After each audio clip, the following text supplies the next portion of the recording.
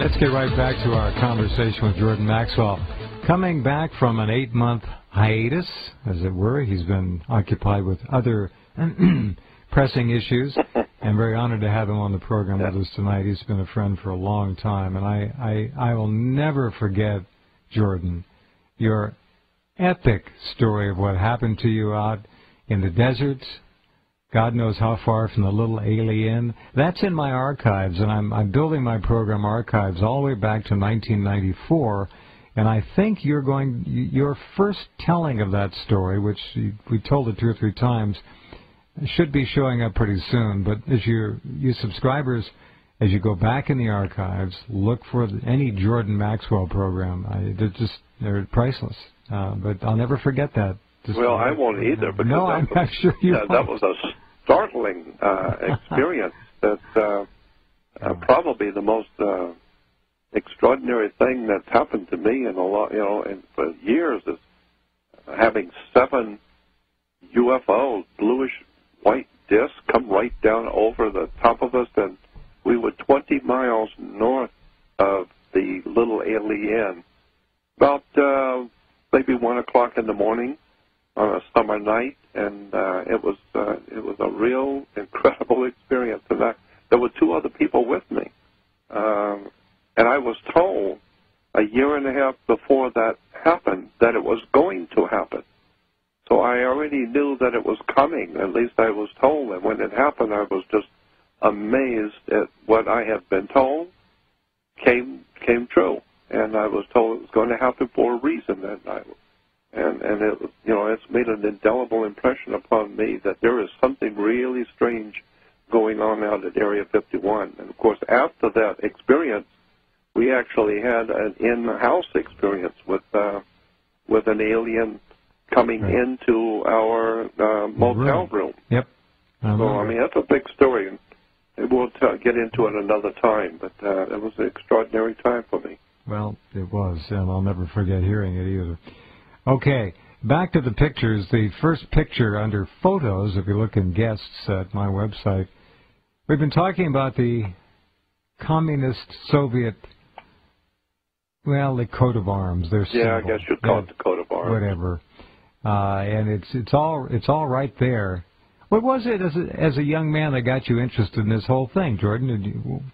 It's unusual for basically a young, up-and-coming guy in life to get hung up on this and be intrigued with the whole idea that the world is being run?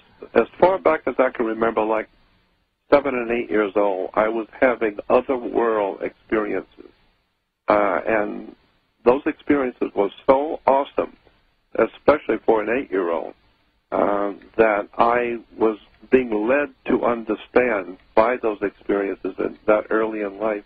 I was being led to understand that there is a whole world of occultism and mysticism operating all around us that people do not see. And so at a very early age, I started wandering into the world of hidden knowledge, symbols and words and terms. And I used to ask adults around me questions that they had no idea in the world what I was talking about symbolism and the hidden or occult. The word occult scares a lot of people. Simply it means hidden, that which is hidden. People always think it means satanic or evil. It doesn't at all. It just means hidden. No. It just means hidden. And so even the medical doctors will tell you there are certain organs in the body which they refer to in medical terms as occult because they're hidden by something else. So if you get an operation, they have to move something to operate on that particular organ because it's hidden. It's hidden. And so I was fascinated by, because as I said, as a child, I grew up in a mystical world. I was experiencing and seeing things that other children didn't. And it just, as if I was being picked and given these experiences. And I've seen things that nobody would ever believe. That's why I've never told anyone some of the actual things that I've been a witness to. I'll never forget you sharing Yeah, a car crash with me.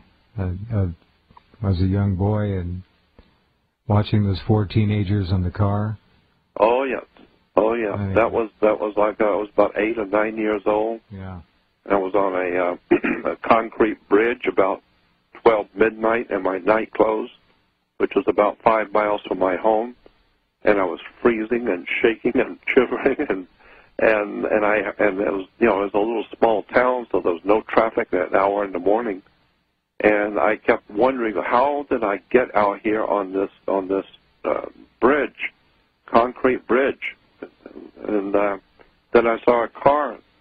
I could hear it, so because I was hiding behind the big pylons because the wind was blowing, it was freezing cold, and I saw the car running stop signs, and it was coming up onto the bridge that I was on.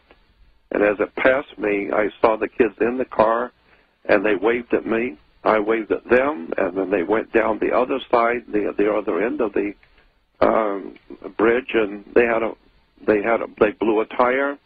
The car crashed. It was a horrible scene, and I stood there as a child watching, seeing this terrible crash, and I had the presence of mind to realize the significance of what I was seeing.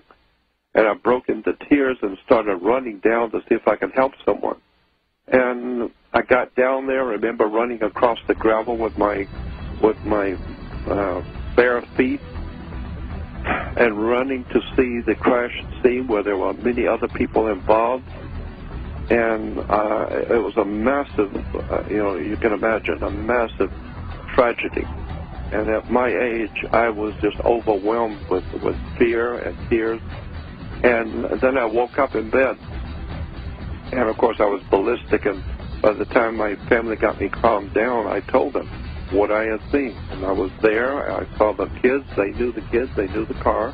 Yeah. Stand by, Jordan. Hold it right there. We'll come back and finish in just a minute.